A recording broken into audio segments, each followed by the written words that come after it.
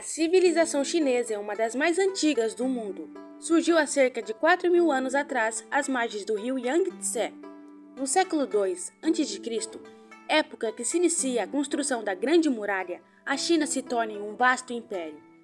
600 anos depois, no século XIX, a região é explorada pela potência da época, a Inglaterra, que obtém exclusividade no comércio no porto de Cantão.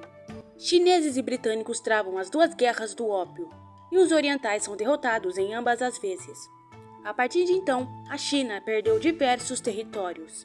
Os britânicos tomaram Hong Kong, que só voltaria ao controle chinês em 1997. Em 1885, a Rússia ocupou terras no norte, estendendo sua área de atuação até o rio Amur. A França tomou o Vietnã em 1885 e os japoneses 10 anos depois tomaram a península da Coreia e a ilha de Taiwan. No entanto, mesmo com as sucessivas perdas, a China mantém suas dimensões continentais. São 9,5 milhões de quilômetros quadrados, sendo a China o terceiro maior país do mundo. Em 1911, a criação do Partido Nacionalista Kuomintang pôs o fim à dinastia Jin, ou Manchu, e estabeleceu a República na China. Em 1921, surge o Partido Comunista, que entraria em conflito com o Kuomintang 6 anos depois. É nesse momento que desponta Mao Tse-tung, liderando 90.000 comunistas. Ele se desloca por 9.000 quilômetros em direção ao norte, uma façanha que foi chamada de a Grande Marcha. Debilitado pelas disputas internas, o país não resiste ao Japão, que em 1931 invade a Manchúria do nordeste da China. Com a rendição do Japão no fim da Segunda Guerra Mundial, começam os combates entre os comunistas e os nacionalistas. Em 1949, os comunistas derrubam os nacionalistas e proclamam a República Popular da China, o que provoca a fuga do líder Kuomintang Chiang Kai-shek para Taiwan, onde ele manteria um estado à parte.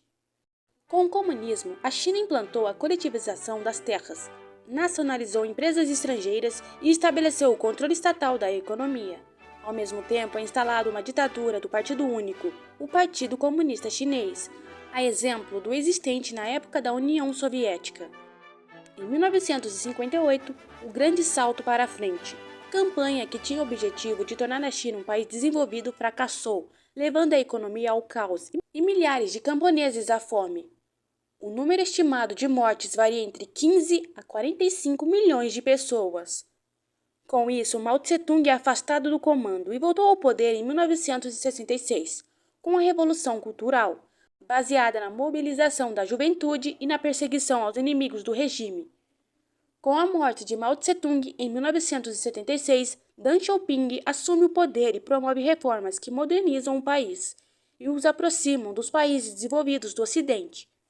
Em 1978, começam a surgir os primeiros resultados das reformas econômicas implementadas por Deng Xiaoping. Apesar da recente desaceleração, a média de crescimento do PIB da China foi de 9% ao ano desde as reformas.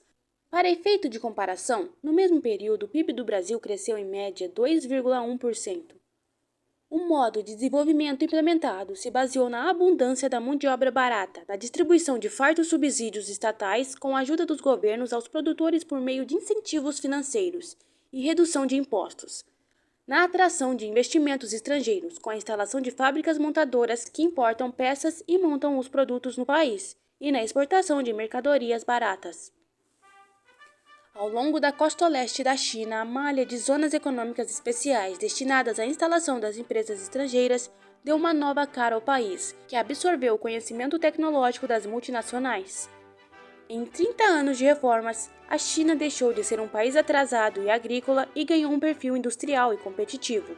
Arranha-céus, portos, rodovias e ferrovias mudaram a paisagem da China.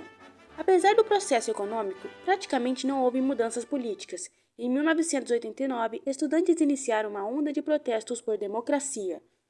Os dirigentes do Partido Comunista reagiram, matando milhares de pessoas, no episódio conhecido como o Massacre da Paz Celestial.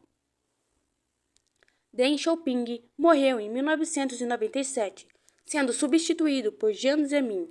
Nessa época, começaram um grande processo de privatizações, ao mesmo tempo a repressão política reforçada. Mesmo com a abertura econômica e o crescimento vertiginoso, o governo chinês não tolera críticas, reprimindo qualquer manifestação de oposição. Atualmente, o líder é o Xi Jinping, que busca fazer o país a maior potência do mundo.